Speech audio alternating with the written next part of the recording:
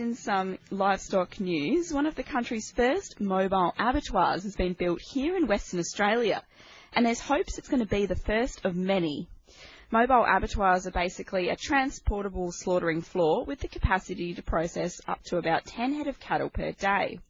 And producers are starting to consider them more and more these days as a way to reduce food miles and have more control over the quality of their final product. Now, manufacturing company Simmons Global was commissioned to build what's thought to be one of Australia's first mobile abattoirs, which has been sent to Victoria for use on farms around Geelong. CEO of Simmons Global, Dave Simmons, says the cost and regulations made it a long and somewhat difficult process to get the mobile abattoir built, but he expects to see more in production soon.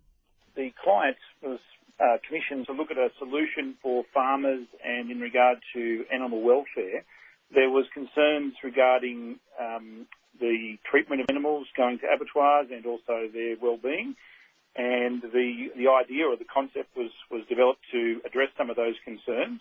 And in addition to that, there was some grower concerns just regarding the quality of their products being lost in the abattoir process. And this then means that they can keep track of their product on farm and have an ultimate traceability of their product from their sale point of view. So yeah, that was the background as to why it was built.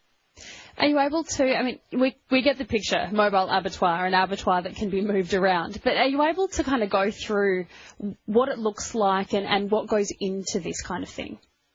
Sure. Okay. Well, basically what it looks like is it is an oversized, large semi-trailer.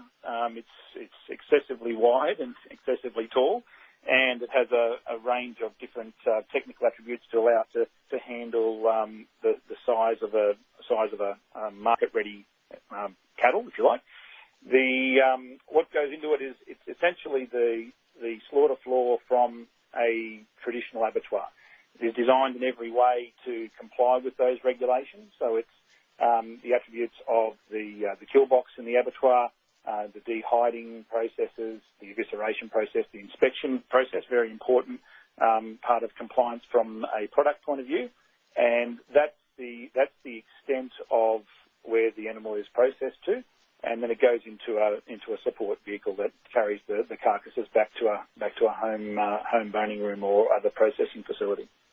What kind of throughput can a facility like that take? Well, this design in particular is designed for about 10 to 12 premium cattle per day, so it's relatively low in terms of abattoirs. But as far as a premium product, it allows a grower farm to actually handle a reasonable portion of their premium stock in one day. There are other examples where taking it the next generation of this sort of concept could go up to 40, 50 per day. There's an organisation in Sweden who are doing those sort of figures from their mobile slaughter unit as well. What would we need in Australia to be able to get to those numbers? Basically, a design that complies with the very strict Australian regulations. That's been one of the real challenges for our team doing concept development as a role in our organisation. They had to make very much a square peg fitting a round hole for this, because there's so many regulations and so many aspects to an abattoir that need to be complied with, so you have a product that is saleable for human consumption. And we've managed to do that. It's taken a lot of time to work through those regulations, and now that is done, I guess it sets the precedent that it can be done. This is a very small footprint in comparison to a traditional abattoir, so really it now needs people who have a demand for that sort of service. Is this financially viable for a pastoralist in WA?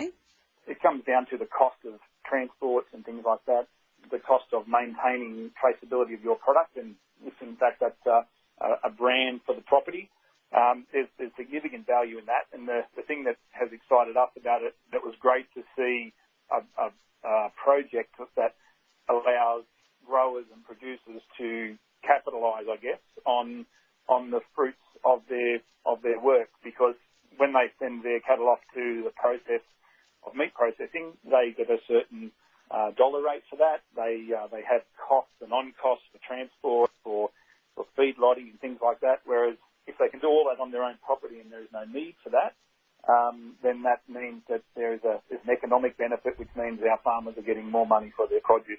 Dave Simmons is the CEO of Simmons Global, and he was speaking there with ABC's Michelle Stanley. And there's 5 more units slated to be built, one of those for the southwest of WA. They are costly though. While Dave Simmons wasn't able to give the exact figure, he said it would be in the millions of dollars.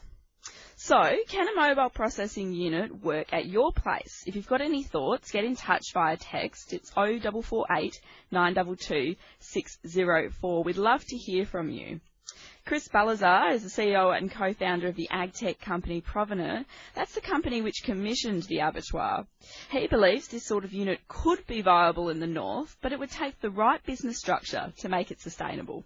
Look, I would suggest that having a unit for a single farm probably isn't the right solution. There's quite a few micro abattoirs that are being looked at and are available now, and that might be the right solution for a large grazing operation that wants to vertically integrate.